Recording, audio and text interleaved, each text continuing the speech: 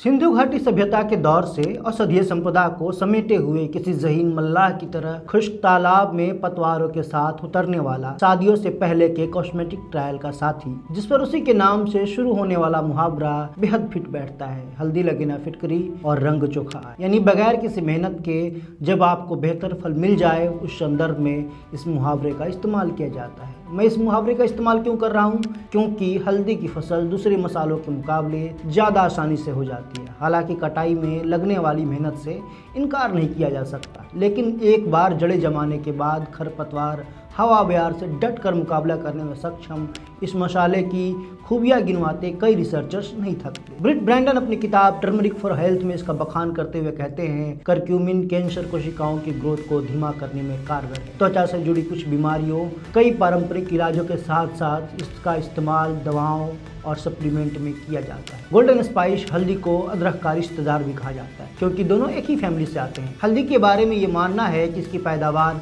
भारत में ही हुई और भारत से ही हल्दी श्रीलंका, इंडोनेशिया, मलेशिया, चीन और बाद में अरब देशों के जरिए यूरोप तक पहुंची। हालांकि इसके पेटेंट को लेकर काफ़ी विवाद हुआ। दिसंबर 1993 में अमेरिका के मिसिसिपी यूनिवर्सिटी मेडिकल स्टोर्स ने औषधि के तौर पर हल्दी के इस्तेमाल का पेटेंट हासिल कर लिया था, जिसे भारत के CSIR यानी वैज्ञानिक और औद्योगिक अनुसंधान परिषद ने भारत के आयुर्वेदिक ग्रंथों और पारंपरिक ज्ञान का हवाला देते हुए इसे चुनौती दी। और 1998 में USPTO, जो अमेरिका की पेटेंट देने वाली संस्था है, उसने इसे रद्द कर दिया।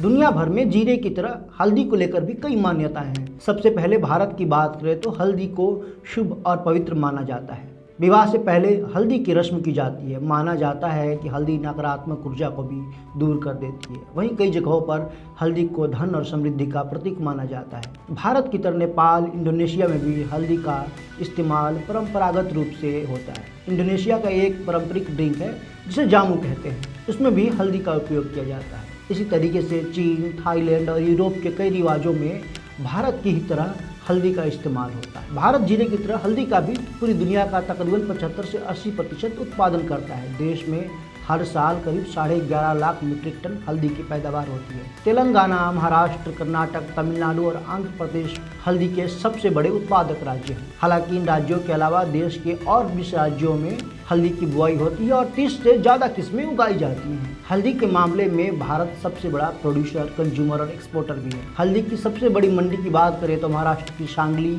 तमिलनाडु की ईरोड और तेलंगाना की निजामाबाद मंडी है। NCDEX पर जीरा, धनिया जैसे कई मसालों के साथ साथ हल्दी की भी ट्रेडिंग होती है। फिलहाल NCDEX पर इसका भाव 21,000 रुपये के करीब है। हल्दी के हाजिर भाव देश के अलग अलग मंडियों में अलग अलग होते हैं, लेकिन वो जो भाव होंगे वो NCDEX के भाव के आसपास ही होंगे। NCDEX पर हल्दी के 3 एक्टिव कॉन्ट्रैक्ट हैं। NCDEX समय समय पर कॉन्ट्रैक्ट को जोड़ता रहता है और वो कॉन्ट्रैक्ट की एक्सपायरी की बात करें तो एक्सपायरी आमतौर पर डिलीवरी महीने की 20 तारीख को होती है। अगर 20 तारीख शनिवार, रविवार या छुट्टी का दिन हो तो एक्सपायरी उससे पहले वाले कारोबारी दिन पर कर दी जाती है। NCDEX में हल्दी के कॉन्ट्रैक्ट की सेटलमेंट फिजिकल डिलीवरी से भी होती है, यानी एक्सपायरी तक कॉन्ट्रैक्ट होल्ड करने पर खरीदार और सेलर को फिजिकल फॉर्म में हल्दी की डिलीवरी लेनी या देनी पड़ सकती है।